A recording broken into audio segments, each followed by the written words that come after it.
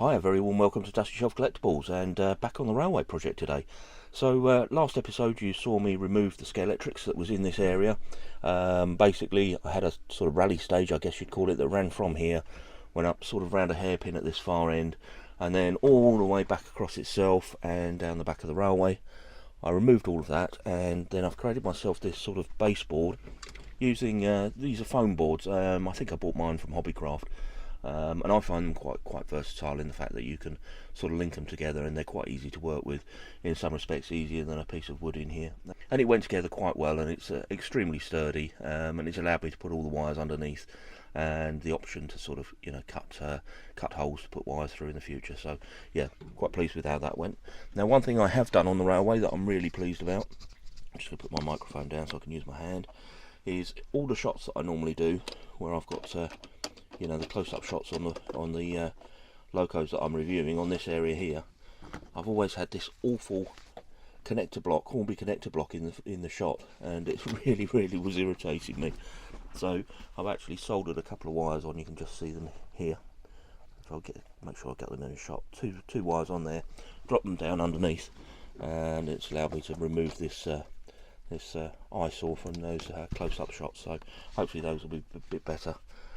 Going back onto here, I think what I'm planning to do, I've been thinking about this for a long time. What do I actually want to do with this? Well, obviously I need to find a way to kind of disguise the plug sockets while still having access to them, so I'll have a think about that.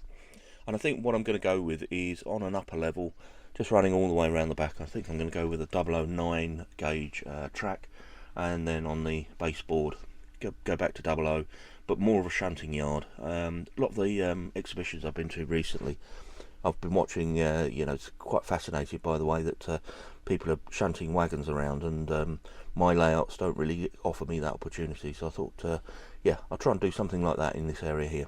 So with that said, let's crack on.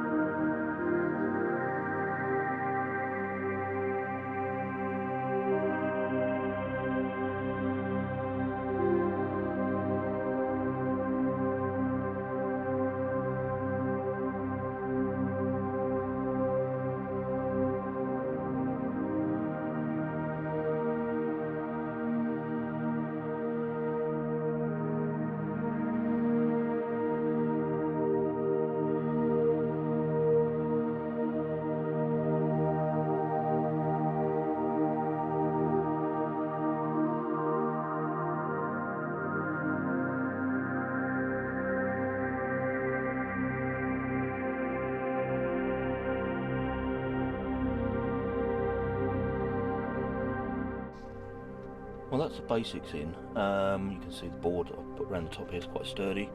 Obviously I need to clean these edges up, which will be the next job. And I've got a set of points here. I'm going to have a line running down the side and a line running into the engine shed there, using the engine shed to kind of disguise the plug. But what I want to do is point motors. In all the railways I've built over the years, many different layouts, I've never experimented with point motors. So I'm going to make a change to that today and try and electrify these points.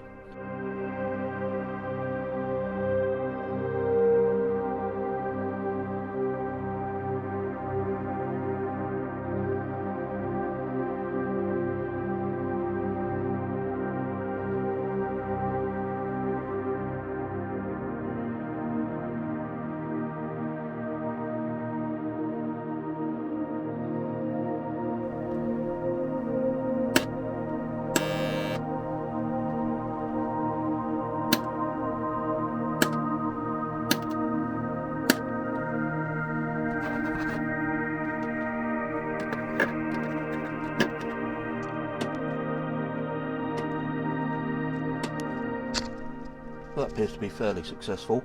The point motor, I've just pushed it into the base underneath, put a little tack of glue on there just to hold it in place, and obviously I will have to pin these down. I'm not going to do that at the moment because I do want to paint the board, but yeah, that's quite successful.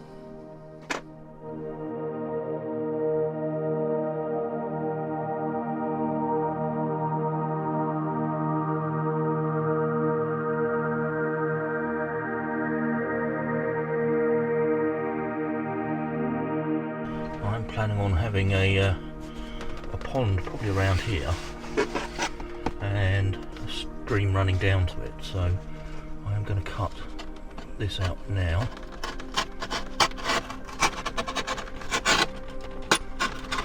Maybe another little railway bridge over the top of this.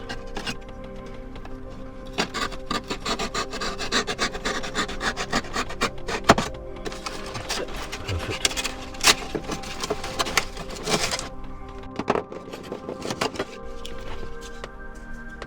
The next job is to obviously put the sides on this raised hillside. So how are we going to do that?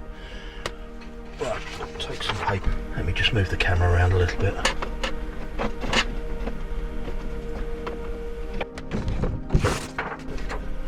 This is just a bit of paper. This is actually my daughter's revising for exams. Some of the scraps of revision notes that she doesn't need anymore. I'm going to repurpose. Right, so now I've done that. It's going to sit along the side here. I'm literally going to screw it up.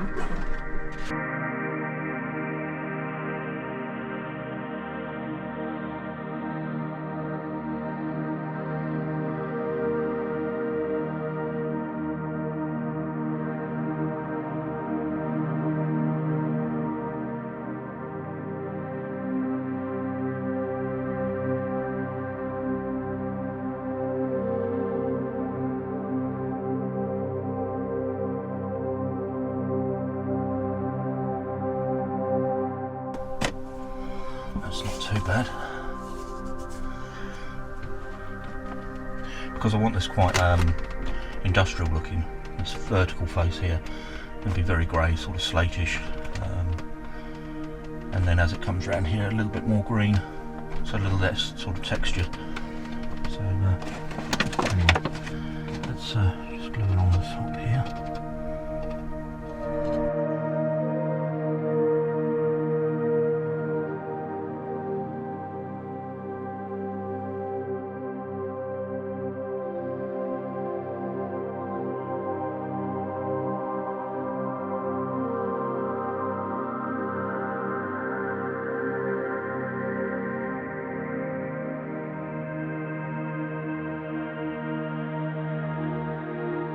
So I say in most of my videos, the super glue that I'm using, this I get from, actually I do buy it from Toolstation, because I've just gone and bought some. I always forget whether it's Toolstation or Screwfix, but this is Toolstation.